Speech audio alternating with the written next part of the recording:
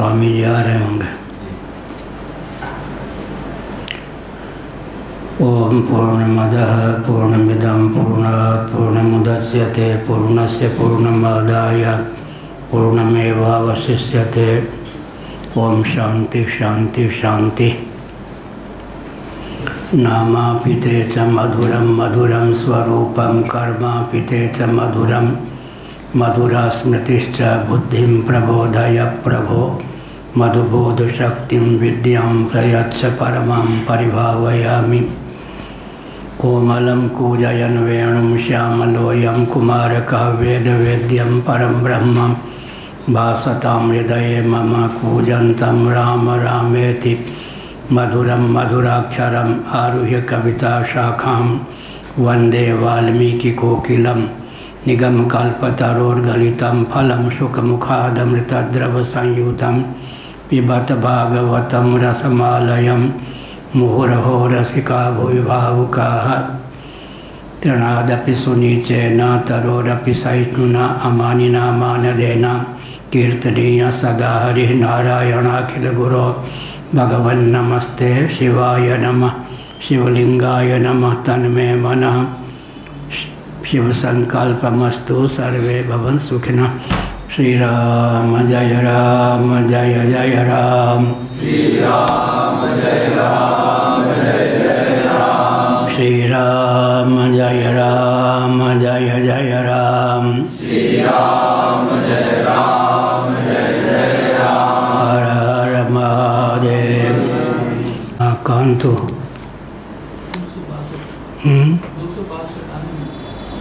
आनंद गिरिया। ठीक।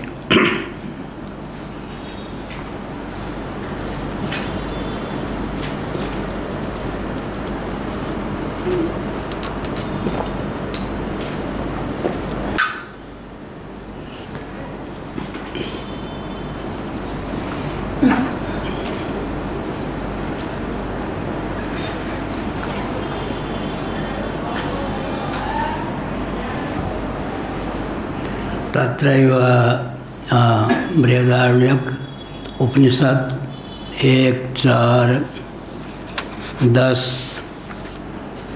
पृष्ठ 262 आनंदगिरी टीका। तत्रैव लिंगान्तरमाह मुमुक्षोश्चेति।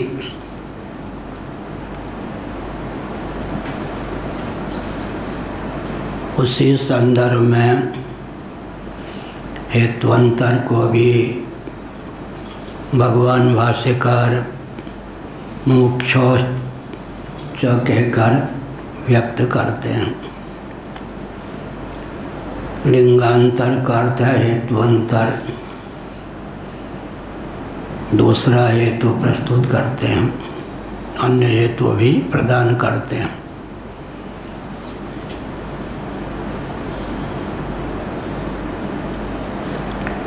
गतिर्देवयानाद्या तस्या मार्ग विशेषो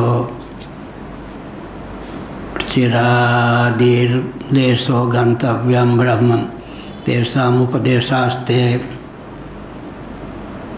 अर्चिम अभिसंभवन्ति इत्यादयस्तेषा तथापि कथम भेद सिद्धि तत्र असति इति। असति वेदे कस्य कुतो गति स्यात्। यहाँ विषय यह चल रहा है कि त्वम पद का जो वाच्यार्थ है जीव, तत्पद का जो वाच्यार्थ है ईश्वर, दोनों में भेद सिद्ध है। जीव की ईश्वर रूपता या ईश्वर की जीव रूपता के पक्षधर वेदांत वाक्य नहीं है, लेकिन लक्ष्यार्थ भूमि में जीव और ईश्वर का एकत्व डंके की चोट से सिद्ध है। त्वम पद का जो लक्ष्यार्थ होता है कूटस्थ तुरीय होता है, तत्पद का जो लक्ष्यार्थ होता है वह ब्रह्म होता है, सच्चिदानंद स्वरूप। जैसे व्यापक आकाश घटगत होकर घटाकाश कहा जाता है, मठगत होकर मठाकाश कहा जाता है। घटस्थ आकाश का नाम घटाकाश, मठस्थ आकाश का नाम मठाकाश होता है। वैसे ही साक्षात अपरोक्ष परमात्मा का नाम ही प्रत्यगात्मा होता है। विभु प्रत्यगात्मा का नाम ही परमात्मा या ब्रह्म होता है। यह काठ्य तथ्य है। वाच्यार्थ भूमि में जीव की ईश समान, जीव भला ईश्वर कैसे हो सकता है, यह तथ्य। अविद्योपाधिक या अंतःकरणोपाधिक चेतन का नाम जीव है। विद्योपाधिक या मायोपाधिक चेतन का नाम ईश्वर होता है। औपाधिक वेद वाच्यार्थ भूमि में वेदांतियों को मान्य है, लेकिन लक्ष्यार्थ भूमि में दोनों का एकत्व ही सिद्ध है, यह अभिप्राय। और जो मुमुक्षु होते हैं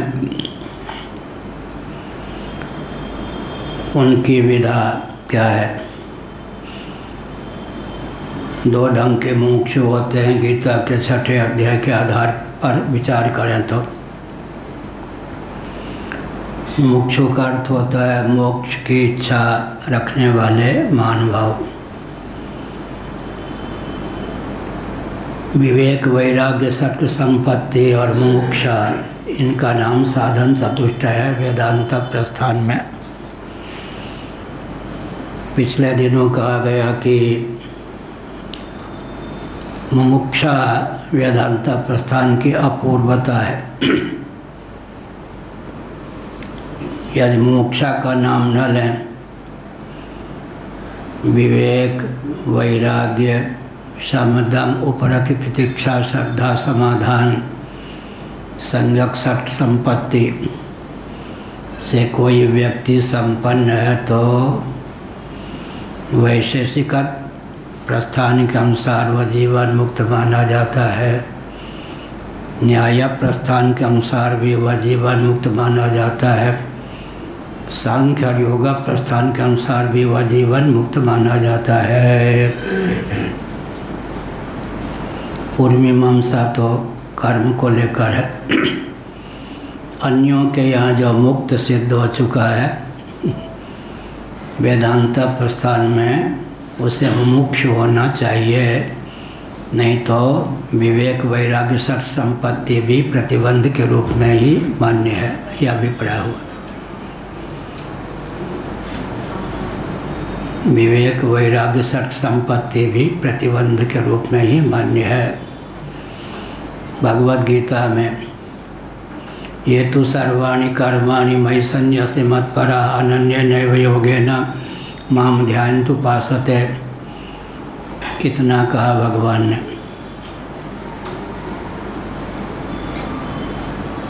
केवल इतने पर विचार करें तो व्यक्ति यही कहेगा कि जो करना था कर लिया, पाना था पा लिया, जानना था जान लिया। यह तो कृतार्थ व्यक्ति का और उसका लक्षण है। लेकिन भगवान की दृष्टि में वह व्यक्ति भवसिंधु में निमग्न है अभी। औरों की तो बात छोड़ दीजिए। ये तो सर्वाणि कर्माणि मयि सन्न्यस्य मत्परः अनन्येनैव योगेन माम ध्यायन्तु उपासते, वे भी भगवान की दृष्टि में भवसिंधु में निमग्न है। अगर ऐसा न होता तो अप्राप्त का प्रतिषेध नहीं होता, यह नियम है। नियम का अनुगमन तो करना ही पड़ता है। तेषां माम समुद्धरता मृत्यु संसार सागरात् भवामि न चिरात् पार्थ मय्यावेशित चेतसाम्, मैं स्वयं ही और विलंब से नहीं, शीघ्र ही, अचिरात ऐसे व्यक्ति का भवसिंधु से उद्धार कर देता हूँ। तो रोंगटे खड़े हो जाएंगे या नहीं? हम जिनको जीवन मुक्त मान लेते हैं, सिद्ध मान लेते हैं, बहुत अच्छी बात है। लेकिन भगवान की दृष्टि में, शास्त्र की दृष्टि में वो जीवन मुक्त हैं भी या नहीं। तो ये तो सर्वाणि कर्माणि मयि सन्न्यस्य मत्पराः अनन्येनैव योगेन माम ध्यायन्तु उपासते। इतनी योग्यता संपन्न व्यक्ति भी भगवान की दृष्टि में तो भवसिंधु में निमग्न ही है, क्योंकि अप्राप्त का प्रतिषेध नहीं होता। तभी भगवान को कहना पड़ा तेषाम् अहं समुद्धर्ता मृत्यु संसार सागरात्। ऐसे जो योगी हैं उनको मैं मृत्यु संसार सागर से शीघ्र ही उद्धार कर देता हूँ, मैं स्वयं करता हूँ। लेकिन वो मृत्यु संसार सागर में निमग्न है, तभी तो उद्धार करता हूँ। इसलिए गुरु ग्रंथ और गोविंद को प्रमाण मानना चाहिए। चेले चेली के द्वारा प्रदत्त जो प्रमाण पत्र, डिग्री, डिप्लोमा वो अमान्य होते हैं। प्रत्येक एक बार मैनपुरी में मैं था, उत्तर प्रदेश की बात। पूज्यपाद नारदानंद सरस्वती जी महाभाग मैदान में जा रहे थे मलक क्रिया का त्याग करने के लिए। मैं उनका कमंडल पकड़े हुए था। उन्होंने मुझसे कहा कि मुझे लोग भगवान कहते हैं। मैंने कहा प्रत्येक गुरु शिष्यों की दृष्टि में भगवान होते हैं, इस दृष्टि से आप भी भगवान हैं। उन्होंने कहा नहीं, शास्त्रों में जो भगवान का वर्णन किया है वो भगवान में हूँ। अब मेरा एक स्वभाव है जिसके कारण विष भी मिला, कई बार कांच भी मिले, डंडे भी खाए। स्वभाव तो स्वभाव ही है। मैंने कह दिया आपके सदृश 365 भगवान अभी भारत में घूम रहे हैं। इनमें से कोई असली भगवान होता तो नकली सबको मार देता। आप नकली भगवान। मैं समझ गया कि भुगतना पड़ेगा। फिर 2 बार विष दिया गया, 32-33 बार कांच दिए गए, आतंकवादियों से शरीर कुचलवाया गया। लेकिन यह बात इसलिए चेले चेली के द्वारा प्रदत्त प्रमाण पत्र वहाँ यमराज के यहाँ काम नहीं देते और भगवान के यहाँ भी काम नहीं देते। इसलिए मैं कितने पानी में हूँ, सचमुच में मेरी क्या स्थिति है, इसका अंकन शिष्यों के द्वारा प्रदत्त प्रमाण पत्र के आधार पर नहीं, बल्कि गुरु गोविंद ग्रंथ के अनुसार आकलन करना चाहिए, यह अभिप्राय। तब ये जिनको तत्व ज्ञान है वो तो न उत्क्रमण करते हैं न पुनर्भव, अर्थात उनकी पूरी अष्टक सहित जीव कला का न उत्क्रमण होता है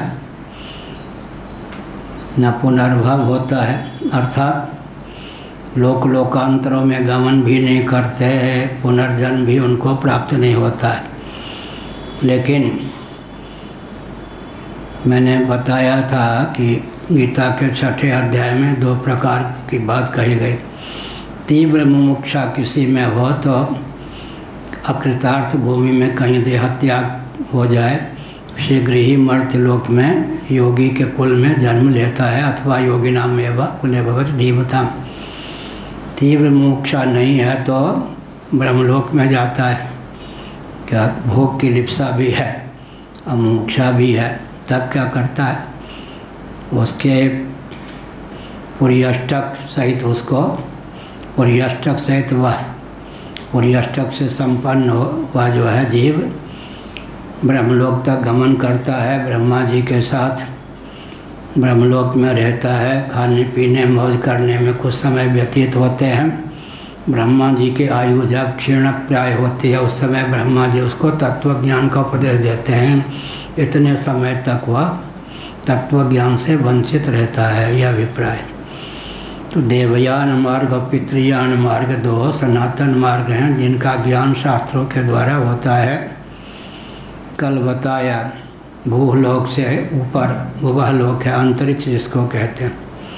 उसके बाद स्वलोक है जिसमें देवता आदि रहते हैं।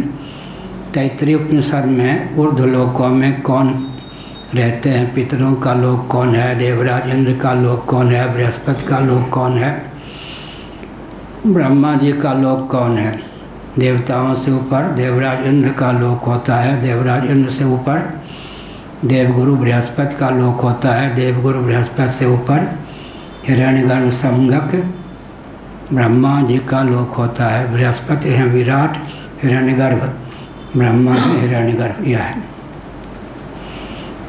एक व्यावहारिक तथ्य है। इंद्र की अपेक्षा उत्कृष्ट वैभव किनको सुलभ है? बृहस्पति जी को। तभी इंद्र सम्मान करते हैं। जब पुरोहित बन जाते हैं वो प्रतिभा में, तेज में, वैभव में कहीं यजमान से कमज़ोर हो तो यजमान दास बना के घुमाते क्या? लेकिन इंद्र नहीं साहस कर सकते कि बृहस्पति जी को दास बना के, पंडित जी अभी नहीं समय है, फिर आना कथा सुनने की बात अभी नहीं चलेगी। लो, तो बृहस्पति जी का लोक भी, वैभव भी देवराज इंद्र से उच्च है, इसलिए देवराज इंद्र उनकी उपेक्षा नहीं कर सकते। उनकी नीति का अनुगमन करके ही शासन कर सकते हैं आत्मा, अन्यथा चार खाने चित्त हो जाएंगे। इसलिए कहा ये ब्राह्मणों को शिक्षा लेनी चाहिए। आप यजमान मत ढूंढो, पुरोहित मत बन के मत घूमो, पहले यजमान की अपेक्षा तप त्याग वैभव में उत्कृष्ट बनो। उपासना के बल पर फिर यजमान आपको गिनेंगे, नहीं तो पंडित जी कल आना कह के तिरस्कार कर देंगे। तो जो यहीं तत्वज्ञ हो गए उनका तो न पुनर्भाव होता है न उत्क्रमण होता है। लेकिन यहाँ तत्वज्ञान नहीं हुआ तो देहत्या कुछ विषय वासना भी अंतर्निहित है। यह एक विचित्र बात है, मनोविज्ञान है। प्रथम कछुक वासना रही, विभीषण का वचन है रामचरितमानस में। मन में गुप्त और सुप्त भावना थी कि ये रावण का जो वैभव है मुझे प्राप्त हो जाए, राजा बन जाऊं। रावण के आगे दाल नहीं गलती थी। अंत में भगवान राम के शरणागत हो गए और रावण को भगवान राम ने सदगति दे दी, मार डाला। उनके हाथ से मरने का सदगति ही है। फिर विभीषण जी का अभिषेक करना चाहा। विभीषण जी ने कहा राज्य नहीं चाहिए। उन्होंने कहा अंदर की बात मैं जानता हूँ, मेरे पास आए थे राज्य लिप्सा से। इसलिए इसमें मनोविज्ञान क्या है, कदाचित किसी वासना को व्यक्ति पाल करके मोक्ष मार्ग पर चलता है, उस वासना को दबा करके। तो विचित्र बात यह है, उस वासना की पूर्ति के लिए जिस प्रकार का साधन चाहिए उस प्रकार का साधन न करने पर भी इस मार्ग पर आने के फलस्वरूप उसकी प्राप्ति स्वतः हो जाती। क्या संकेत हुआ? किसी वासना या भावना को, वैभव की प्राप्ति की इच्छा को दबा करके कोई सत्संग में आ गया, तत्वज्ञान प्राप्त करने का प्रयास किया, तो तत्वज्ञान होने पर भी वो जो वासना थी केवल तत्वज्ञान के बल पर तदर्थ साधन किए बिना भी, पूर्ण हुए बिना नहीं रहेगी। तो लाभ ही हुआ ना। उस वासना की पूर्ति के लिए प्रयास करेंगे, तत्वज्ञान से दूर रहेंगे। और कहीं उसको दबा करके इस मार्ग में आ गए तो क्या हुआ? एका क्रिया द्वर्थकरी प्रसिद्धा।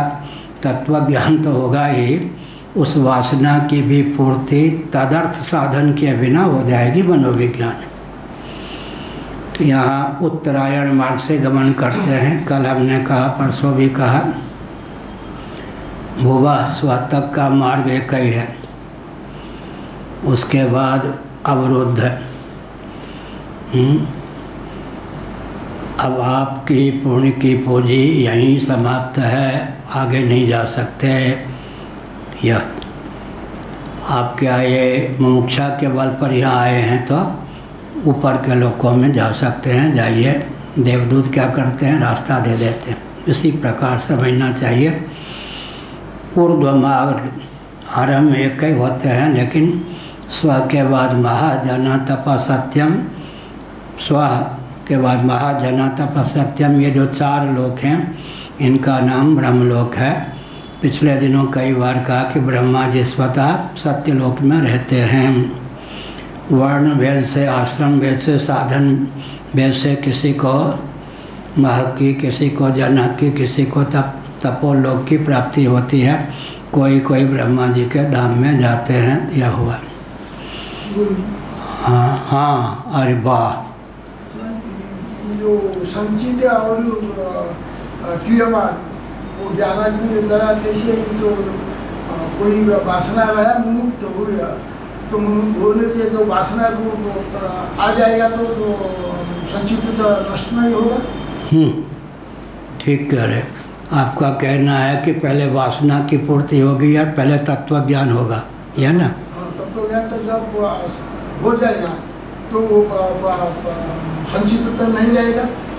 संचित नहीं रहेगा, प्रारब्ध रहेगा।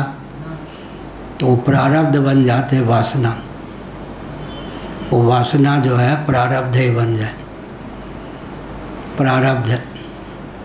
इसलिए संचित में तो आग लग जाए, लेकिन वो वासना इतनी बलवती होती है कि ज्ञानोत्तर प्रारब्ध बन करके फलीभूत हो जाती। आगे अच्छा प्रश्न किया। दक्षिणोत्तर कहाँ था? गंतव्यम ब्रह्म, यही ना? तेषाम उपदेशास्ते अर्चिसम अभिसंभवन्ति इत्यादयः ते तथापि किम भेद सिद्धि। तो जीव को तो पुण्य के प्रभाव से, योग्यता के बल पर पितृयान मार्ग की प्राप्ति होती है, देवयान मार्ग की प्राप्ति होती है। किसी जीव को मर्त्यलोक की प्राप्ति होती है, किसी जीव को अधोगति की प्राप्ति होती है। लेकिन ईश्वर का तो कुछ प्राप्तव्य, ज्ञातव्य, कर्तव्य विशेष नहीं है। जीव और ईश्वर में तो भेद रहता ही है। ईश्वर को तो कोई मार्ग की प्राप्ति होनी है नहीं, क्यों? न उत्तरायण मार्ग न दक्षिणायन मार्ग, वो तो ब्रह्मा जी से भी अतिक्रांत ऊपर ईश्वर ही हैं। यह हुआ। असत्य इति असत्य वेदे कस्य कुतो गति ही स्यात् तद अभावे च दक्षिण। अब कहते हैं अगर जीव और ईश्वर में वाच्यार्थ भूमि में भेद ही ना हो तो श्रुतियों में, गीता इत्यादि में उसका वर्णन ही क्यों हो? इसलिए भेद तो है ही। औपाधिक धरातल पर भेद मानेंगे। ईश्वर न उत्तरायण मार्ग से गमन करते, न दक्षिणायन मार्ग से गमन करते, न पुनर्भव को प्राप्त करते, न असत गति को प्राप्त करते हैं, नित्य मुक्त हैं, अनादि सिद्ध हैं।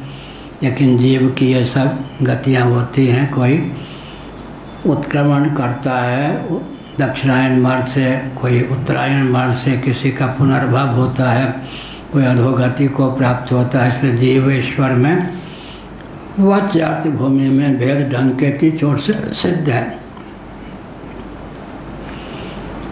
लेकिन एक बात और है, अंत में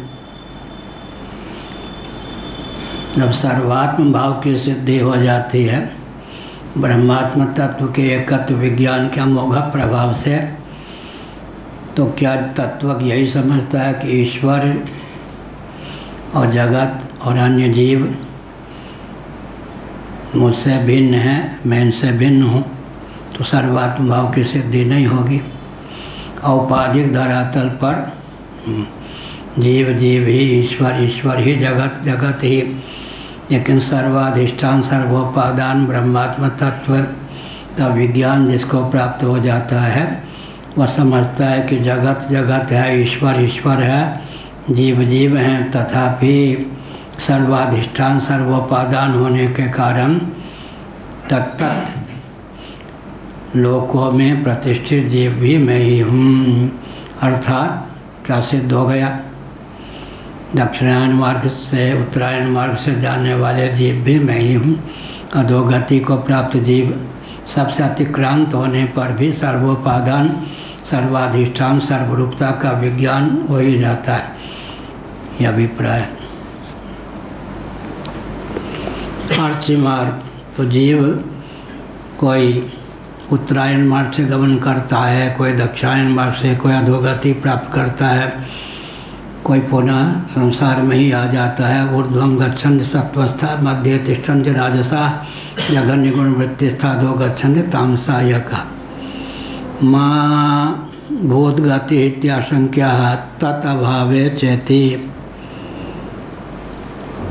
माँ भूतगति, गति न हो फिर आशंका है। तत् अभावे च, उसका अभाव, मार्ग का अभाव हो जाएगा।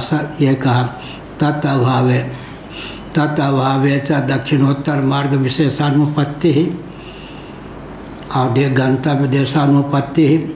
अगर ये मार्ग ही ना हो तो उत्तरायण मार्ग दक्षिणायन मार्ग का वर्णन ही क्यों हो, और गंतव्य देश का वर्णन ही क्यों हो। इसलिए अधिकारियों के लिए उत्तरायण मार्ग दक्षिणायन मार्ग भी है ही प्राप्त हैं, उनका प्रतिषेध नहीं कर सकते। अधिकृत व्यक्ति के लिए मार्ग होते हैं। माँ वो हो गया। कथम तर्हि गत्यादिकम उपपद्यते तत्र भिन्नस्य इति। भिन्नस्य तु परस्मात् आत्मनः सर्वमेतद् उपन्नम। ईश्वर का तो कुछ कर्तव्य नहीं है, न कुछ प्राप्तव्य है, न उनको उत्तरायण मार्ग से कहीं ऊपर जाना है, न दक्षिणायन मार्ग से जाना है, न पुनर्जन्म प्राप्त करना है। लेकिन इन सब मार्गों की सार्थकता तभी हो सकती है जब जीव और ईश्वर में भेद सिद्ध हो स्वभावतः। यह है कर्म ज्ञान साधनोपदेशाश्च। साथ ही साथ कहा ईश्वर को तो कर्मोपदेश की भी आवश्यकता नहीं है, ज्ञानोपदेश की भी आवश्यकता नहीं है, क्योंकि नित्य मुक्त है। लेकिन जीव को अधिकार के अनुसार कर्मोपदेश की भी आवश्यकता होती है, ज्ञानोपदेश की भी आवश्यकता होती है। अगर उसे स्वर्ग चाहिए तो प्रवृत्ति मार्ग का उपदेश होता है, यज्ञादि का। अगर उसे मोक्षा चाहिए तो फिर मोक्ष चाहिए तो फिर क्या समाधि साधनों का उपदेश किया जाता है। ततः पदम तत्परिमार्गितव्यम यस्मिन् गतारं निवर्तन्ति भूयः। इस प्रकार से साधन का उपदेश भी है, फल का वर्णन भी है, उत्क्रमण भी है, पुनर्भव भी है, अधोगति भी है। ये सब तो जीव को लेकर ही चरितार्थ हैं, ईश्वर को लेकर नहीं।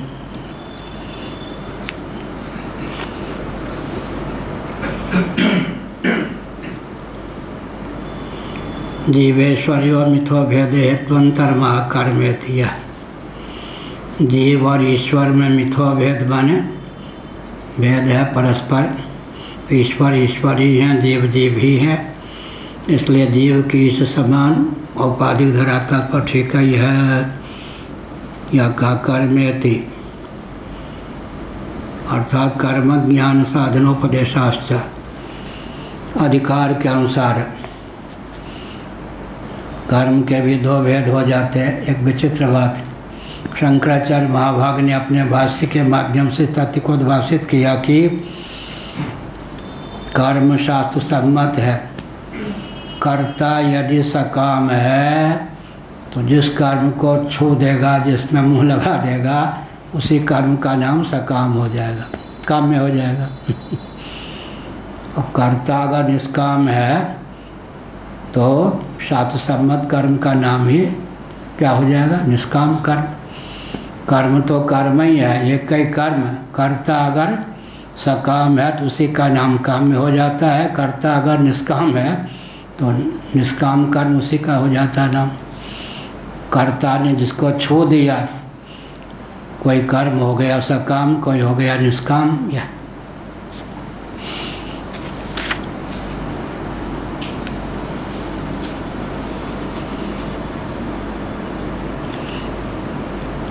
भेद मानने पर ही उत्तरायण मार्ग दक्षिणायन मार्ग प्रवृत्ति निवृत्ति कर्म का अधिकार ज्ञान का अधिकार यह सब सिद्ध होता है।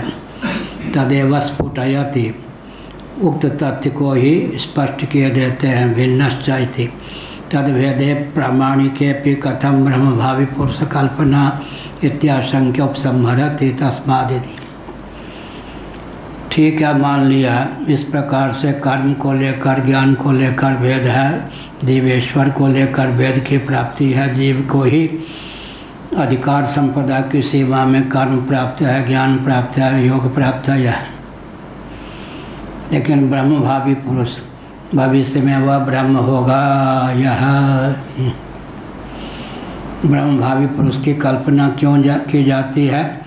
इस पर तस्मात् कहकर तस्माद् युक्तम ब्रह्मेति ब्रह्मभावी पुरुष उच्यते इति चेत न ब्रह्मोपदेशानर्थक्य प्रसंगात। यह कहा ब्रह्मभावी पुरुष माने यह नहीं कि इस समय ब्रह्म नहीं है अज्ञान के कारण ही अब ब्रह्मत्व की मान्यता है। ज्ञान मात्र से उस मान्यता का अपनोदन हो जाने पर वह ज्ञान के प्रभाव से अपनी ब्रह्मरूपता को जान लेता है। इसका अर्थ यह नहीं कि पहले से ब्रह्म नहीं था, वह क्या तोड़ के जोड़ के उन्नति करके पदोन्नति करके ब्रह्म हो जाएगा, ऐसा नहीं। अरे हमारी तो पदोन्नति ही रोक दी गई, कोई कहते हैं ना, ऐसा नहीं।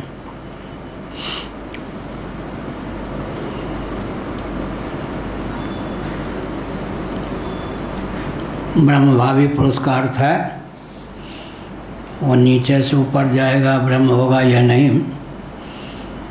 ब्रह्म ज्ञान के प्रभाव से अब ब्रह्मत्व की भावना विगलित हो जाएगी तो अपनी ब्रह्म रूपता की स्फुट अनुभूति होगी। अर्थात अज्ञान दशा में भी ब्रह्म ही था, मुमुक्षा की दशा में भी ब्रह्म ही था, इस समय भी ब्रह्म ही हूँ। अज्ञान के कारण ही अपनी ब्रह्म रूपता थी, ज्ञान मात्र से उस ब्रह्म रूपता की स्फूर्ति हो गई, इतना ही तो है।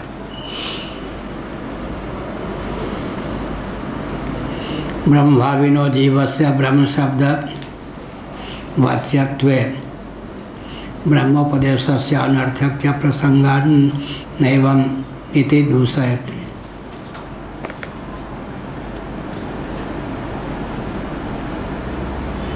यह हुआ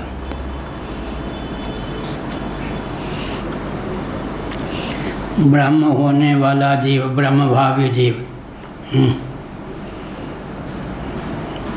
इसका अर्थ क्या हुआ? जीव तो तत्वतः ब्रह्म स्वरूप ही सिद्ध होता है, लेकिन मुमुक्षा के प्रभाव से जब तत्व ज्ञान उसे सुलभ हो जाता है तो नित्य सिद्ध ब्रह्म रूपता की स्फूर्ति हो जाती है। अब ब्रह्म रूपता का विभ्रम शांत हो जाता है। ऐसा नहीं कि जोड़ तोड़ करके अब वो जो है ऊर्ध्वगति, जैसे वैश्वानर की हिरण्यगर्भ रूपता प्रलय दशा में, हिरण्यगर्भ की क्या है? ईश्वर अंतर्यामी रूपता ऊर्ध्वगति, यह हुआ। अब वस्तुतः विचार करें तो आरोह क्रम क्या है प्रलय, अवरोह क्रम क्या है सर्ग की दशा। ब्रह्म से आकाश, आकाश से फिर वायु, वायु से तेज, तेज से जल, जल से पृथ्वी, पृथ्वी से पार्थिव प्रपंच। लय में पार्थिव प्रपंच का लय स्थान पृथ्वी, पृथ्वी का लय स्थान जल, जल का लय स्थान अग्नि, अग्नि का लय स्थान वायु, वायु का लय स्थान आकाश, आकाश का लय स्थान अव्यक्त, अव्यक्त का लय स्थान ब्रह्म। या आकाश का लय स्थान कौन हो जाएगा? सीधे ब्रह्म। पिछले दिनों हमने कई बार बताया तीन प्रक्रिया है, तीनों शास्त्र सम्मत है। एक गणित की प्रक्रिया होती है, कृषि विज्ञान की प्रक्रिया होती है, एक अतिरिक्त प्रक्रिया होती है। वेदांत प्रस्थान में तीन प्रकार की प्रक्रिया होती है। एक गणित की प्रक्रिया होती है,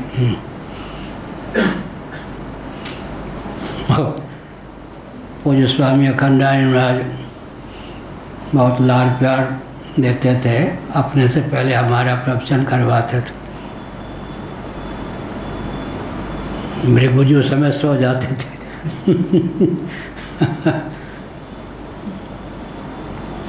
तो हमने स्वर्गारोहण का वर्णन किया, उसमें 5 कोषों का वर्णन कर दिया। उन्होंने कहा विचित्र ही बात है, स्वर्गारोहण से 5 कोष निकालना है, अद्भुत चीज़। खंडन नहीं किया, प्रसन्नता व्यक्त की। इसी प्रकार से यह है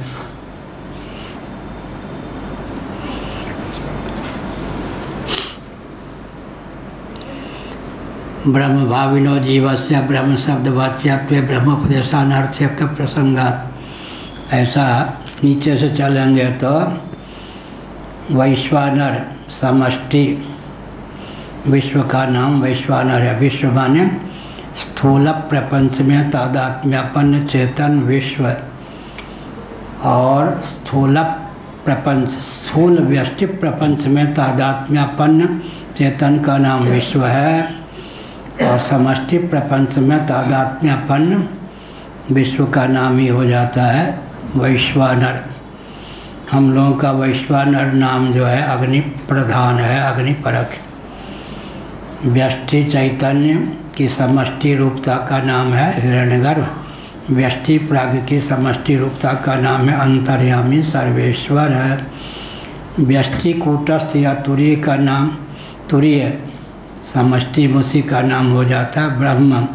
तयोर व्यष्टि समष्टिता पंचदशी में आया। तो विश्व की वैश्वानर रूपता, तेजस की हिरण्यगर्भ रूपता, प्राज्ञ की ईश्वर रूपता, कूटस्थ की ब्रह्म रूपता का जिसको ज्ञान है वह क्या हो गया? सर्वज्ञ हो गया, सर्वरूप हो गया, सर्वाधिष्ठान हो गया, सर्वोपादान हो गया, कृतार्थ हो गया। तो ब्रह्म भाविनो जीवस्य ब्रह्म शब्दवाच्यत्वे ब्रह्मोपदेशस्य अनर्थक्य प्रसंगात। जब वो मरहम पट्टी के द्वारा कुछ जोड़ घटाव के द्वारा ऊपर होगा तो ब्रह्मोपदेश की व्यर्थता ही होगी। ब्रह्मोपदेश तो तभी सार्थक होना जब विस्मृत कंठाभरणवत, कंठ में आभूषण हो, भूल गया हो तो अरे क्यों, कंठ में ही तो आभूषण है। इसी प्रकार से समझना चाहिए, जोड़ तोड़ करके ब्रह्म थोड़े होगा। जो पहले से ही ब्रह्म है, अपनी ब्रह्म रूपता का ज्ञान है, अधिकृत व्यक्ति है, साधन चतुष्टय संपन्न है, उसके प्रति उपदेश दिया जाता है, तब वो क्या हो जाता है? अपने को ब्रह्म रूप जान लेता है। यह कल से हाँ, आप बोल रहे हैं कि एक गणित की प्रक्रिया है, कृषि विज्ञान की एक तीसरी प्रक्रिया अभी भी कहा। कल से ही इसको कहा तीसरी प्रक्रिया। कल कोई मुहूर्त होगा तो क्या है वो तीसरी प्रक्रिया? कई बार बताया भी था, फिर बता। नीचे से विचार करेंगे 5 4 3 2 1 0, एक गणित की प्रक्रिया हुई आरोह क्रम से। कृषि प्रक्रिया में एक बीच में बीजावस्था आती है। तो गणित की प्रक्रिया में 5 गुणों से संपन्न पृथ्वी, पृथ्वी का कारण जल, 4 गुणों से संपन्न स्वभावतः गंध गुण रहित है। फिर जल के ऊपर कौन है? अग्नि, उसमें रस और गंध नामक गुण नहीं है, तो उसमें 3 ही गुण हो गए। फिर ऊपर जो वायु है उसमें रूप नामक, रस नामक, गंध नामक गुण नहीं। तो गणित की प्रक्रिया से 5 के बाद ऊपर 4, 4 के ऊपर 3, 3 के ऊपर 2, अंत में 1। आकाश में केवल शब्द गुण है। अब गणित की प्रक्रिया से आकाश के बाद सीधे आत्मा तक। कहाँ लिखा है? तैत्रीय में, तस्माद वै तस्माद आत्मना आकाश संभूता है। एक गणित की प्रक्रिया हो गई। 0 1 2 3 4 5 अवरोह क्रम। आरोह क्रम में 5 4 3 2 1 0। अब गणित की प्रक्रिया के बाद कृषि विज्ञान की अगर आरोह क्रम से लें तो पृथ्वी, जल, तेज, वायु, आकाश, अव्यक्त बीजावस्था। अव्यक्त बीजावस्था है। कृषि विज्ञान की प्रक्रिया हो गई, फिर ब्रह्म हो गए। अब एक आ गया विचित्र तीसरी प्रक्रिया है, न वो कृषि विज्ञान की प्रक्रिया है न वह गणित की प्रक्रिया। वो क्या है? आकाश के ऊपर अहम तत्व महत्त्व ला के रख दें। क्या? अष्टधा प्रकृति में आकाश के ऊपर अहम तत्व महत्त्व, इसको कौन सी प्रक्रिया कहेंगे? आकाश में तो एक गुण है, उसके बाद तो शून्य गुण रहित होना चाहिए या बीजावस्था होनी चाहिए।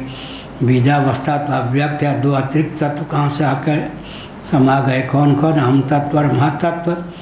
महाभूतानि अहंकारो बुद्धिरव्यक्त में बचा।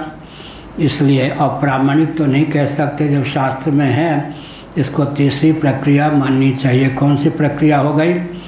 गणित प्रक्रिया, कृषि विज्ञान की प्रक्रिया के अतिरिक्त अवान्तर प्रक्रिया। अवान्तर प्रक्रिया क्या हो गई?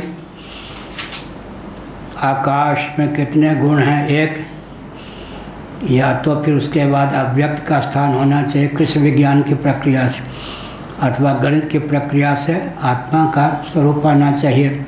बीच में ये दो कहाँ से टपक पड़े? कौन कौन? अहम तत्व और महत्त्व। भिवानी है हरियाणा में, एक व्यक्ति, एक विद्यालय की बात है, सच्ची घटना है, भोजन करने आके बैठ गया। आपको किसने बुलाया? अंग्रेजी को किसने बुलाया था?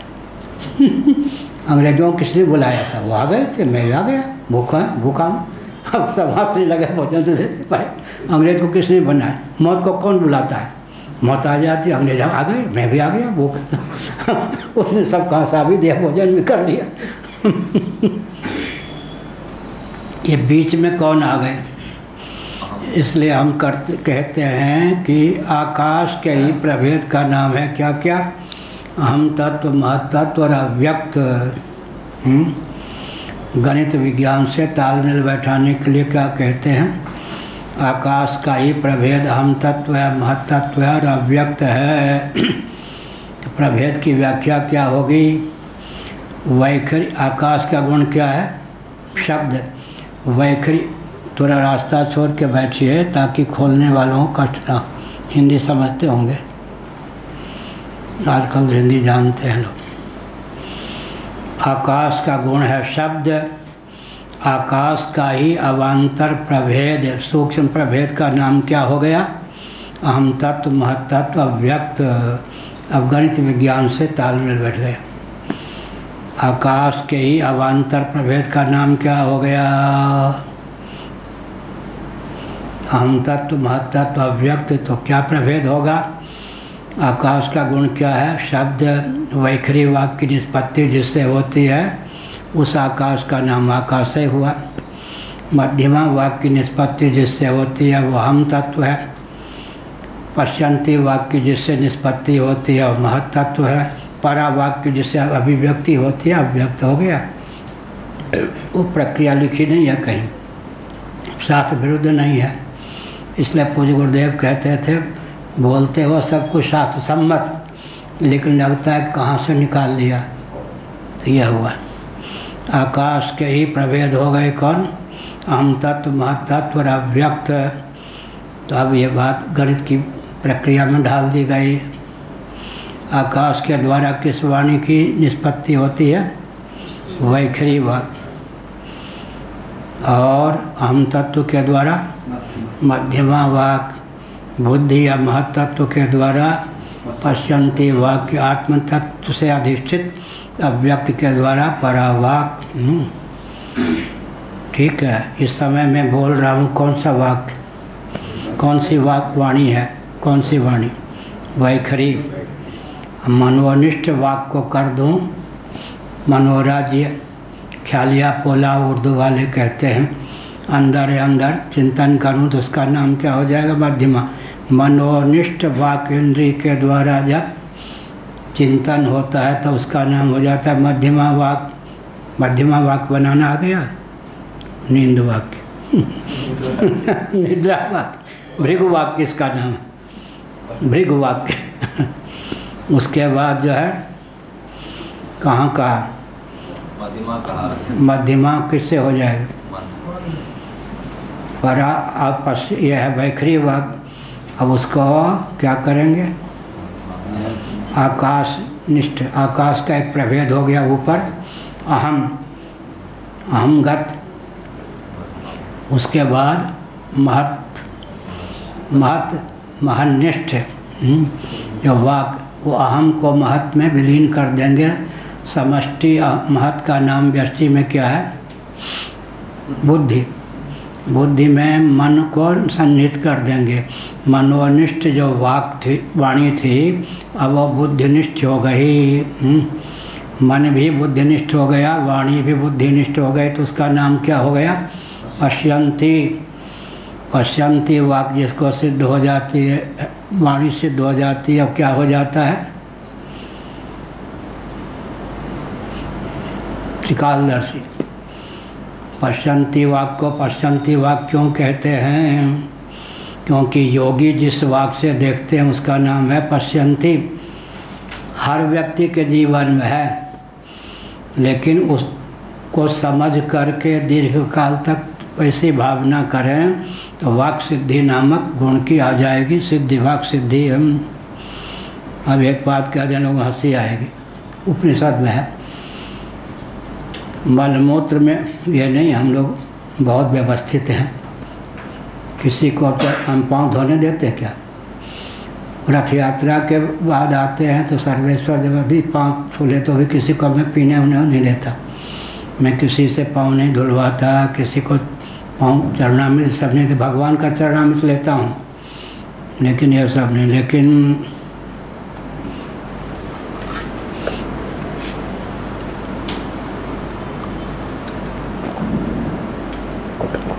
क्या कह रहे थे?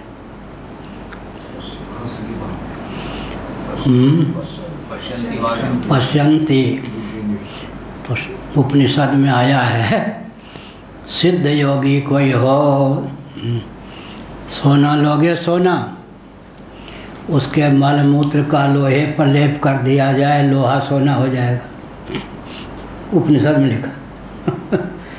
मलमूत्र में अंतर हुआ या नहीं? म्लेच्छ कांड नहीं होना चाहिए, लेकिन सिद्ध योगी अगर कोई है, उसके मलमूत्र में वह दिव्यता होती है। उपनिषद में, इस उपनिषद में हमने लिख भी दिया है, कल ये वाक्य लिख दिया। सिद्ध योगी के मलमूत्र में, सामान्य मलमूत्र योगी के मलमूत्र में आकाश पाताल का अंतर होता है। सचमुच में कोई सिद्ध योगी है, कोई ढंग, उसके मलमूत्र अगर लोहे से लिप्त कर दिए जाएं या हो जाएं तो लोहा सोना बन जाए, तब तो बस सोने की फैक्ट्री तैयार। उपनिषद में है, इसलिए कोई खंडन नहीं कर सकता। इसलिए मलमूत्र में भी अंतर हुआ या नहीं, लेकिन इसके नाम पर म्लेच्छ कांड नहीं होना चाहिए।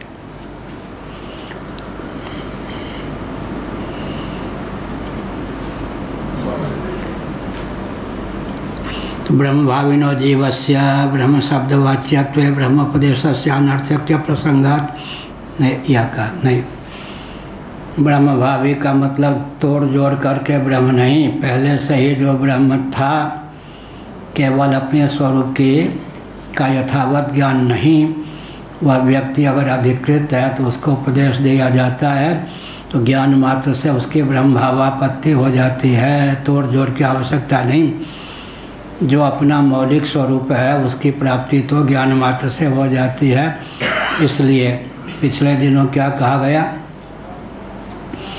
ज्ञान में एक ही कारकता है, अन्य कारकता नहीं। ज्ञान ज्ञापक होता है, कारक नहीं, लेकिन ज्ञान में भी एक कारकता सुनिश्चित है। अज्ञान और अज्ञानकृत मिथ्या ज्ञान की अपनोदकता की योग्यता ज्ञान में है या नहीं? एक ही काम मुझसे कोई करवा लो, कोई कहे तो ज्ञान ने कहा कोई एक काम मुझसे करवा लो, अधिक काम मुझसे होता नहीं है। तो ज्ञान से क्या कहेंगे? बस अज्ञान और अज्ञानकृत मिथ्या ज्ञान का अपनोदन कर दो, हो गया सारा काम।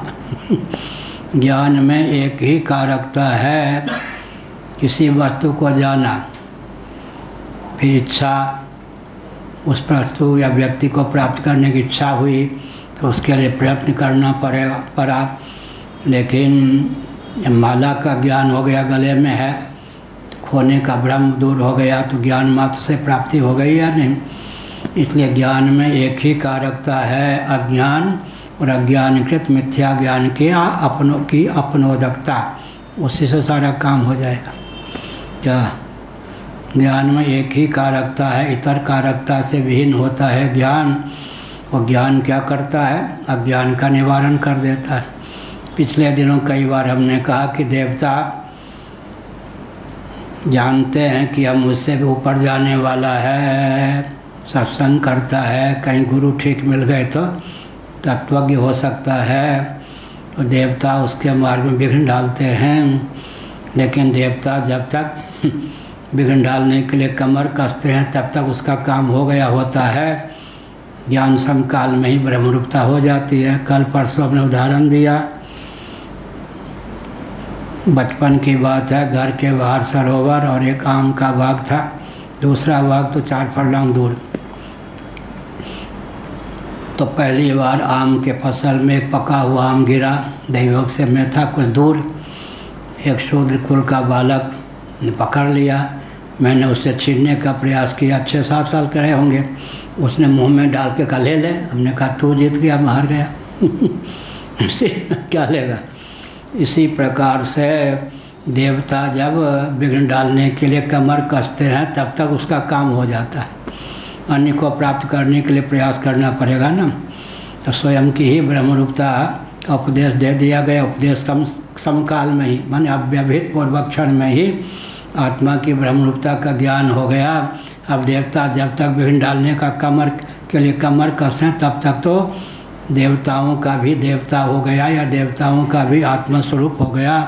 देवता कहते तू जीता मैं हारा, अब तो तू मुझसे भी ऊपर हो गया, यह अभिप्राय।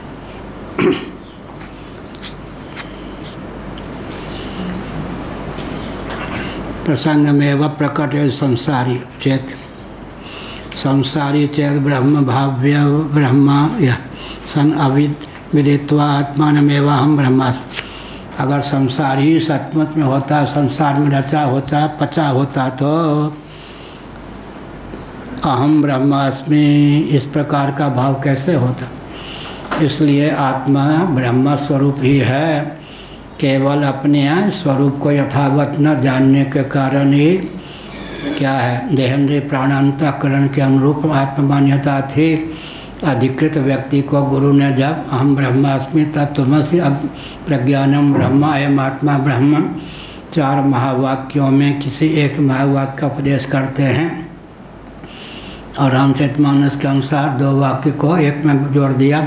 सोते ताहि तो ही नहीं भेदा, वारी बीची में गावहीं वेदा। सोते ताहि, सोहम भी महावाक्य, शिवोहम सोहम को भी उपनिषद में महावाक्य की संज्ञा दी गई। सोहम अस्मिति वृत्ति अखंडा दीप शिखा स्वयं परम प्रचंडा आत्मानुभव सुख सुप्रकाशा तब भाव मूल भेद भ्रमनाशा। या सोते ताहि तो ही नहीं भेदा, वारी बीची में गावहीं वेदा। तुलसीदास जी ने महावाक्यों का अनुवाद किया। सोते ताहि, सोते ताहि तो ही, सोते ताहि तो ही नहीं भेदा, वारी बीच में गावहीं वेदा। बीच माने तरंग, बीच माने तरंग। वारी बीच इम, बारिश के स्थान पर अमुक, बीची माने तरंग के स्थान पर यह। कल कहा है कोई चतुर्थी तेरा पार की माई का लाल जलाकार वृत्ति हुए बिना तरंगाकार वृत्ति बना ले। जब जब तरंगाकार वृत्ति होती है तो जलाकार वृत्ति हुए बिना तरंगाकार वृत्ति नहीं हो सकती। ताम्राकार वृत्ति हुए बिना लोटा पात्राकार वृत्ति नहीं हो सकती। यह हुआ। ऐसे ही यह लोह का दंड है, लोहाकार वृत्ति हुए बिना लोह दंडाकार वृत्ति नहीं हो सकती। मृदाकार वृत्ति हुए बिना घटाकार वृत्ति नहीं हो सकती। तद्वत ब्रह्माकार वृत्ति हुए बिना विषयाकार वृत्ति नहीं हो सकती। भगवदाकार वृत्ति हुए बिना भवाकार वृत्ति नहीं हो सकती। इसका मतलब इस तथ्य का जिनको ज्ञान हो जाता है वो व्यवहार काल में भी मानते हैं कि ब्रह्माकार वृत्ति हमारी बनी रही।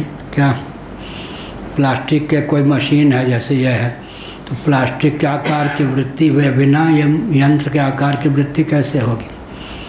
ऐसे विषयाकार वृत्ति जब होती है तब भी ब्रह्माकार वृत्ति रहती ही है। क्या हुआ? मृदघट में मिट्टी का दर्शन पहले होता है या घट का दर्शन? क्या नाम है? नहीं, इनके पीछे। हाँ, वो अभी हमारा दिमाग इधर से है नहीं कि आपको जानता नहीं हूँ। मिट्टी का दर्शन। हाँ, मिट्टी का दर्शन। आपका नाम मिट्टी का दर्शन में, आपका नाम क्या हुआ? हाँ, आप ठीक है भाई, अब दिमाग इधर था। तो मिट्टी का दर्शन पहले होगा या घट का दर्शन? घड़े का दर्शन करोगे तो मिट्टी का दर्शन पहले होगा या घट का? एक साथ होगा? एक साथ ही होगा। नहीं तो पहले घट का आकार तो घट मिट्टी में है। दोनों में कोई एक बात कहो, ये तो भाजपा और बीजू जनता दल को मिला के कह रहे हैं।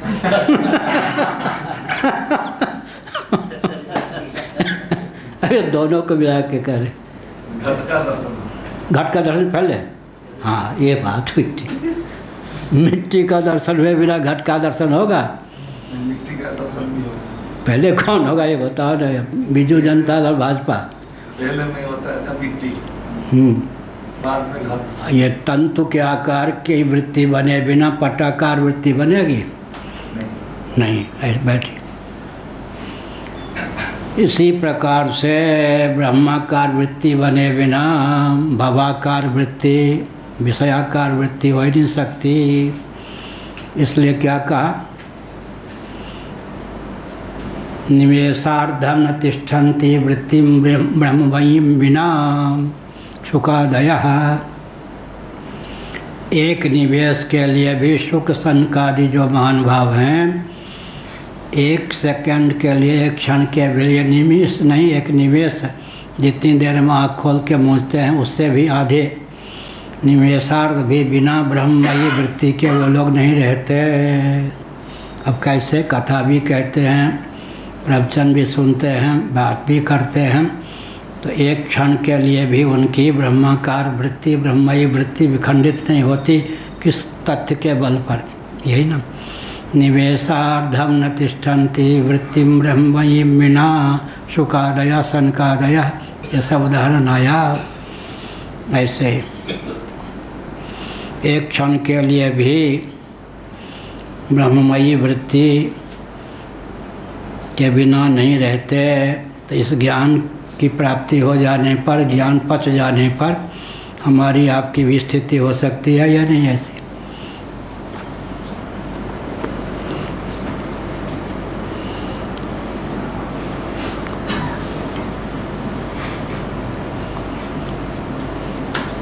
बहुत बढ़िया आया है। हाँ, कोई पूछ रहे? हाँ, क्या करे? बता तो रही था, तभी मैं बता ही रहा हूँ। पूछना क्या है? ये ज्ञान, ये विचार का लोप नहीं हो सकता अगर ब्रह्म विचार का सामर्थ्य किसी तरीके से लोप हो जाए। किसका लोप हो जाए? जैसे स्मृति का लोप हो जाए। श्रुति का? स्मृति अपने स्मरण का अगर ज्ञान जो है स्मृति विस्मृति सापेक्ष है या निरपेक्ष? कहाँ लिखा है पंचदशी में? ज्ञानोत्तर। अब जैसा है,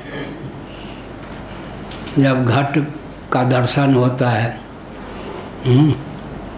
उस समय जो लोटा ताम्र पात्र का दर्शन पहले हो गया, तो विस्मृति से ज्ञान का पुनोदन होता है या नहीं? प्रश्न उठता है। विषयांतर की स्मृति होगी, विषयांतर का दर्शन होगा, उस समय जो किसी वस्तु का विज्ञान है उसका लोप हो जाएगा क्या? अरे रबड़ी खाते समय कचौरी का जो ज्ञान है उसका लोप हो जाएगा क्या? अब समझ में आ गई बात। अनुकूल उदाहरण होना चाहिए क्या? दीर्घ का सुसुप्ति में किसका स्मरण रहता है? इसलिए पंचदशी कारण का दीर्घ काल तक विस्मरण न हो, ज्ञानोत्तर स्मृति विस्मृति, दीर्घ काल तक विस्मरण न हो। एक बार तत्व ज्ञान हो गया तो भगवान श्री कृष्ण का क्या वचन है? यदि ज्ञात्वा न पुनर्मोहम, पुनः मोह की प्राप्ति नहीं होगी, दीर्घ काल तक विस्मृति न हो। लेकिन ज्ञान हो गया तो फिर उदाहरण के लिए दही को बिलो करके मक्खन का रूप दे दिया, छाछ का रूप दे दिया। अब चिंता थोड़े है कि छाछ और मक्खन फिर दही ना हो जाए, चिंता है, हो सकता हो गया हो, नहीं ना। इसलिए दीर्घ काल तक विस्मृति न हो। स्मृति विस्मृति सापेक्ष नहीं ज्ञान है क्या? ज्ञान हो गया तो हो ही गया, स्मृति है तो विस्मृति है तो दीर्घ काल तक विस्मृति न पाले। पंचदशी कार विद्यारण्य स्वामी जी ने इस तथ्य को उद्भाषित की। ब्रह्म भाविनो जीवस्य ब्रह्म शब्दवाच्यत्वे बात हुई न निमेषार्धम न तिष्ठन्ति वृत्तिम ब्रह्ममयीम विना। एक क्षण के लिए भी ब्रह्ममयी वृत्ति उनकी विखंडित नहीं होती। क्यों नहीं होती है? इसी ज्ञान के बल पर, इसी ज्ञान के बल पर एक क्षण के लिए भी वृत्ति, क्योंकि ब्रह्माकार वृत्ति हुए बिना विषयाकार वृत्ति हो ही नहीं सकती। भगवदाकार वृत्ति हुए बिना भवाकार वृत्ति हो ही नहीं सकती। मृदाकार वृत्ति हुए बिना घटाकार वृत्ति हो ही नहीं सकती। ताम्राकार वृत्ति हुए बिना ताम्रपात्राकार वृत्ति हो ही नहीं सकती। तंतु के आकार की तंतुआकार वृत्ति हुए बिना पटाकार वृत्ति हो नहीं सकती। या सुसुप्ति और में तो ये वृत्ति नहीं रहता है। सुसुप्ति किसके? ज्ञानोत्तर सुसुप्ति या ज्ञान के पहले सुसुप्ति? ज्ञान के पहले। ज्ञान के पहले। अग्रहण अन्यथा ग्रहण रहित सुसुप्ति तत्व की होगी या नहीं? तत्व का अग्रहण यथावत ज्ञान न होना और अन्यथा ग्रहण देहेंद्रीय प्राणांतकरण के अनुरूप ज्ञान होना ही है ना। क्या हो गया? दो, अग्रहण अन्यथा ग्रहण। जब तत्वज्ञ सोता है तो निद्रा समाधि स्थिति, तो अग्रहण अन्यथा ग्रहण रहित तो उसकी सुसुप्ति होगी। अग्रहण अन्यथा ग्रहण रहित तो उसकी सुसुप्ति होगी या सहित होगी? अन्यथा ग्रहण और अग्रहण। अग्रहण रहित। रस्सी को रस्सी न समझना क्या हो गया? अग्रहण। रस्सी को सर्प धारा माला भूषित समझ लेना अन्यथा ग्रहण। क्या? तत्वज्ञ जो है तत्व का ज्ञान हो गया। अन्यथा ग्रहण और अग्रहण, अध्यास और अविद्या। अन्यथा ग्रहण माने अध्यास, अग्रहण माने अविद्या। अन्यथा ग्रहण अग्रहण दोनों से रहित सुसुप्ति होगी। गाढ़ी नींद या दोनों से युक्त होगी। मुँह से बोलिए, यही तो कठिन का। तत्वज्ञ की जो गाढ़ी सुसुप्ति होती है वो तत्व का अग्रहण बना, अग्रहण उसका ग्रहण, तत्व का अग्रहण रहता उसके जीवन में नहीं। और अन्यथा ग्रहण माने अध्यास और अविद्या से रहित है ना। औरों की सुसुप्ति या तत्व की सुसुप्ति में हमने बताया ना, सिद्ध योगी के मलमूत्र और सामान्य व्यक्ति के मलमूत्र में क्या अंतर है। ये नहीं कि हमारे मूत्र की परीक्षा है कि ऐसा हुआ या नहीं। उपनिषद में लिखा है। सिद्ध योगी जो होगा, योग मार्ग से चलने वाला सिद्ध योगी, उसके मलमूत्र के लेप से लोहा भी सोना हो जाएंगे। ऐसे ही जो तत्वज्ञ होगा वो अग्रहण अन्यथा ग्रहण रहित नींद को प्राप्त करेगा या नहीं। तत्व ज्ञान के बाद जो निद्रा होगी अग्रहण अन्यथा ग्रहण रहित होगी या नहीं। वो निद्रा उसकी समाधि कोटि की होगी या नहीं। बाहर से निद्रा सांस लेता हुआ सब कुछ लक्षण एक होगा, अभ्यंतर अंतर हो गया नहीं। अंदर का भेद क्या होगा? अन्यों की जो निद्रा होती है अग्रहण अन्यथा ग्रहण युक्त, अग्रहण अन्यथा ग्रहण, तत्वज्ञ की जो निद्रा होगी वो अग्रहण रहित और अन्यथा ग्रहण रहित, इसलिए निद्रा समाधि स्थिति ही। हाँ, तो इसका समय का तत्वज्ञ का ये ब्रह्म का कोई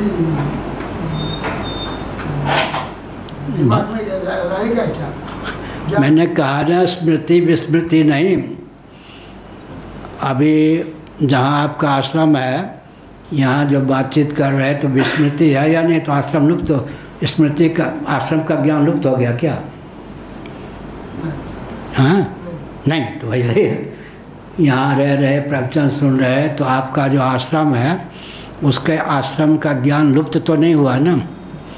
ऐसे ही तत्व ज्ञान के बाद विषयाकार वृत्ति बनी, सब कुछ हो तो ज्ञान नष्ट थोड़े होगा। स्मृति विस्मृति सापेक्ष ज्ञान नहीं होता ना। दीर्घ काल तक विस्मृति न होने दे तो सुसुप्ति में तो विस्मृति रहती है, लेकिन तत्व फिर क्या होगा? सोने के बाद फिर आज्ञा हो जाएगा, फिर रोजे तत्व ज्ञान होगा, रोजे तत्व ज्ञान का। तो यज्ञ ज्ञात्वा न पुनर्मोहम, यह कैसे बात बनेगी? इसलिए ज्ञानोत्तर जो है, ज्ञान में तत्व ज्ञान के अनंतर क्या सुसुप्ति में भी वो क्षमता नहीं कि ज्ञान का लोप कर ले, क्योंकि स्मृति विस्मृति निरपेक्ष ज्ञान होता है। यह गल है, यह बात है। अनर्गल प्रलाप, अब की गल है पायु जी? गल माने तत्व रहस्य, अब पंजाबी में भी अनर्गल प्रलाप वृथा। अब पंजाबी में बोले की गल है पाई जी, तुसी दसो प्रेमलाल थे बैठो की गल है, क्या बात है, क्या रहस्य है? ब्रह्म भाव, ये 2 ही 4 वाक्य हम जानते पंजाबी हमारे सहपाठी थे, तो दक्षिण भारत में पैदल यात्रा कर रहा था। सिख लोग जो है या पंजाबी उधर होटल बनाए रहते हैं, तो जान जाता था कि पंजाबियों के होटल हैं। बस इतना कहता कि गल है पाई जी, तुसी प्रेम तुसी दसो किथे? बस अरे आप तो पंजाबी जानते हैं, क्या लेंगे? हमने कहा होटल का भोजन तो नहीं लेंगे, जनेऊ वाले हैं, ब्रह्मचारी हैं, कुछ आटा मिल जाए, कंडे मिल जाए तो रोटी बना लूँ या बाटी। अरे लीजिए, आप तो पंजाबी जानते, इतने से हमारा काम बना देता। की गल है पाई जी, दसो किथे? बस 2 ही वाक्य ने काम बना दिया, और वो अपना तो मानते थे। दक्षिण भारत में भी सरदार आदि के पंजाबी में होटल बहुत हैं, 2 वाक्य से ही पेट भर जाता था। क्या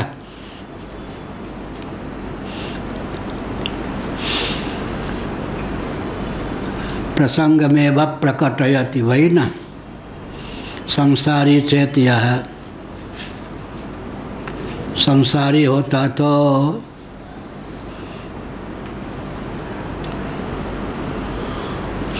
ये हुआ नीचे से तीसरी पंक्ति, संसारी चेत ब्रह्म भाव्य ब्रह्मासन में हो जाते। तो हम ब्रह्मास्मि ये कैसे होता? इसलिए ब्रह्म तो पहले से ही है, ब्रह्म होना नहीं है। केवल अधिकृत व्यक्ति को जब गुरु कहते हैं हम ब्रह्मास्मि तत्वमसि आदि, तो अपनी ब्रह्मरूपता का उसको बोध हो जाता है, अब ब्रह्मरूपता अपनोदित हो जाती है। यह अभिप्राय, यह नहीं कि तोड़ जोड़ के बनाना है या दीवाल इंटर डाल करके फिर दोनों को जोड़ दिया, ऐसा नहीं। तोड़ जोड़ नहीं, पहले से ही है। जो सिद्ध वस्तु है ज्ञान मात्र से उसकी सिद्धि हो जाती है, फिर कर्म में उसका विनियोग नहीं होता। तदर्थ कोई अजीतर प्रयास करने की आवश्यकता नहीं होती।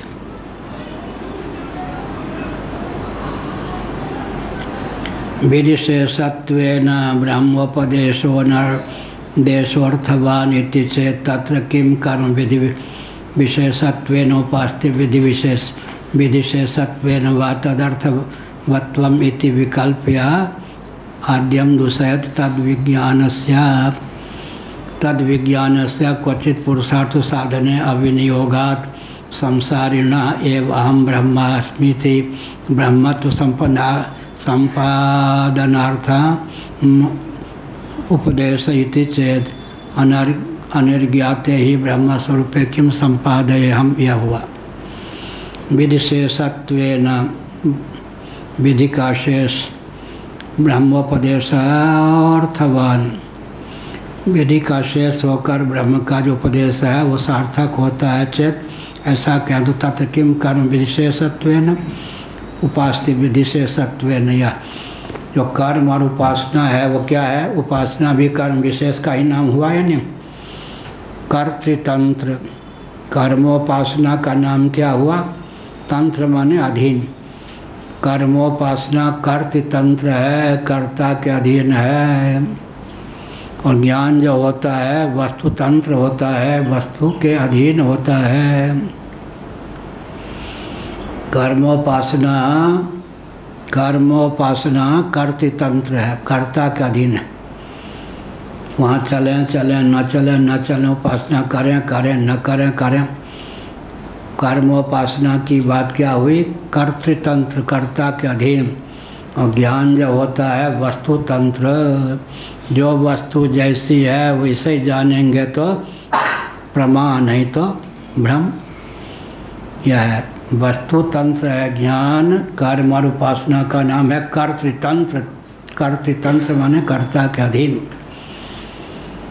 कर्म करने पर होगा, उपासना करने पर भोजन का ज्ञान आ गया। राहुल गांधी को मांस पकाने का प्रशिक्षण दे चुके हैं, लालू यादव खीरे बनाने का प्रशिक्षण देते तो क्या विपत्ति आ जाती। चेला भी ऐसा उसको मिला है कि वो मांस ही पकाना सीख रहा है उनसे। अरे खीर बनाने की शिक्षा देते, भोजन बनाने की, मांस रांधने के विकट है, ऐसे ही है। तो क्या हुआ? कर्म और उपासना क्या है? मेदिनी जी, मेदिनी ने मातृ जी, मेदिनी तो नेपाल विदेश चले गए, अमेरिका ना। मेदिनी जो रहते थे नेपाल वाले, कहाँ मिलना? कर्मोपासना का नाम है कर्तृतंत्र। वाह, ये तो ठीक है। और ज्ञान, ये मालूम है न्याय से आचार्य हैं, यहीं जगन्नाथ भी है, न्याय आचार्य है ना। हाँ, आगे। और ज्ञान से वस्तु तंत्र। ज्ञान से या ज्ञान क्या है? वस्तु तंत्र। उदाहरण यहाँ पर कोई है कमरे में? अरे उदाहरण ढूंढिए। ज्ञान तंत्र कौन है? वस्तु यहाँ जो तोता रटन था, जो चेंज नहीं होते हैं। इस कमरे में कोई ज्ञान तंत्र है क्या? आपसे ही। अरे दुर्गा जी का ज्ञान हुआ जी। क्या? कर्म, बैठिए। अब वस्तु है, वस्तु है, बैठिए। वस्तु तंत्र है ना ज्ञान। दुर्गा जी हैं, दुर्गा जी का ज्ञान हो गया वस्तु तंत्र। अब भोजन का ज्ञान हो गया तो भोजन बनाना पड़ेगा। वो कर्तृतंत्र। हाँ, कर्तृ माने कर्ता के अधीन। कर्म और उपासना, बैठिए। कर्म और उपासना क्या है? कर्तृतंत्र। अब वस्तु ज्ञान क्या? वस्तु ज्ञान क्या है? वस्तु तंत्र। जो वस्तु जैसी है, जो व्यक्ति जैसा है, शत्रु को मित्र, मित्र को शत्रु नहीं। जो वस्तु घट को घट, पट को पट। जो वस्तु जैसी है, जो व्यक्ति जैसा, उसको यथावत जानो। ज्ञान होता है वस्तु तंत्र, कर्म होता है कर्तृतंत्र। कर्म चलें चलें, न चलें न चलें, प्रवचन आवे आवे न आवे न आवे। कर्म क्या होता? भुवनेश्वर जाएं जाएं, न जाएं न जाएं। कर्म होता है कर्ता के अधीन। उपासना भी होती है किसके अधीन? हाँ, लेकिन ज्ञान होता है वस्तु तंत्र। वस्तु के अधीन, तंत्र बने वस्तु के अधीन। जो वस्तु जैसी है उसको उसी रूप में जानेंगे तो ज्ञान, नहीं तो अन्यथा ज्ञान होगा, भ्रम होगा। विधिशेषत्वेन ब्रह्मोपदेशोर्थवान इति चेत तत्र विधिशेष होने के कारण ब्रह्म का उपदेश जो है वो सार्थक अन्यथा नहीं। स्वर्ग का मोह यजेत, जिसको स्वर्ग चाहिए वो याग का आलम्बन ले। यह विधिशेष यहाँ सब, अब वो उसमें भी है, समय हो गया।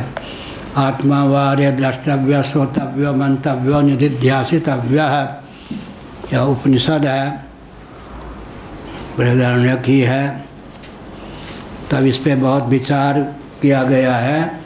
द्रष्टव्य विधि है, श्रोतव्य विधि है, मंतव्य विधि है, निधिध्यासितव्य विधि है। तो यहाँ पर क्या हो गया? विधि है, विधित छाया। इस वाक्य का नाम क्या होगा? विधित छाया, विधि की छाया। आत्मा द्रष्टव्य है, श्रोतव्य है, मंतव्य है, निधिध्यासितव्य है।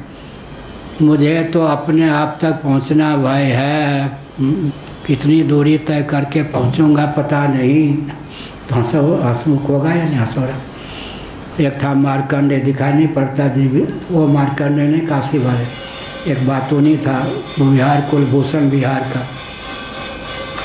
घंटी बज गई, उसने कहा बहुत मुंह बना के एकदम गंभीर, आपकी सारी बीमारी दूर कर दूंगा, एक दवा की ज़रूरत है आपको। हमने कहा बताओ। अमर बेल, अमरी, अमरलता के मूल पुष्य नक्षत्र में 4 फीट खोद करके निकाल करके उसका काढ़ा बना करके आप पीवे, सारे रोग आपके दूर हो जाएंगे। देखा अमरी, पीली पीली, उसके मूल होते कोई? हाँ ये देखो कह रहा जरूर दे, वही तो मार्कर देता है। ऊपर झाड़ पे रहती है, हाँ ऊपर रहती है। तो मैं क्या कह रहा हूँ, मूल होता है कोई जड़ नहीं। अमरी, अमरलता, पीली पीली। सुनिए, मेरा टादी में जंगल में मैं घूमने जाता था, किसी पेड़ पे फेंक दीजिए, इतना सा टुकड़ा पीला पीला होता है, उसमें फूल भी लगते हैं। अब मधुमक्खियाँ उसके फूल का सब भी खूब मस्त होकर रहती रहती। अब हाँ आप बोलेंगे आप। उड़िया में तो उनको माधवी भी बोलते हैं। हाँ, अमरी को, और उसको नीचे से खोद के निकालते हैं। अब वो सीधे ही करके रहेंगे, उनके इसे तो काट काट के लगाते हैं, लेकिन मूल तो बनता है उनका माधवी। अब सिद्ध करके रहेंगे भाई। अब उड़ीसा में ऐसा ही होता होगा। वो कह रहे नहीं, बहुत अब अपनी बात से कैसे हटेंगे भाई, ब्राह्मण है, जो बात निकल गई सीधे ही कर देंगे। 4 फीट तक नहीं जाते इतने गहरा, लेकिन मूल बनता है उनका। हम उनसे ही छीन के फिर बाढ़ बनाते हैं। कैसे होती है बेल? काले, नीला, कैसा? अमरी, माधवी, माधवी। सिद्ध करके अच्छा, वो अलग चीज है। ये तो ठीक ही है बात है। आजकल किस मंत्री के सचिव हैं आजकल? सांसद जी। कहाँ किस मंत्री नहीं है वो? सांसद के मंत्री वो हैं क्या? सचिव आप किसके? हमारे महेश साहू जी। महेश साहू कितने पढ़े हैं वो? इंजीनियर हैं। हाँ इंजीनियर हैं, उन्हीं के हैं, वो सांसद हैं। ठीक, बढ़िया, चलो। हर हर महादेव। श्रीमद् जगद्गुरु शंकराचार्य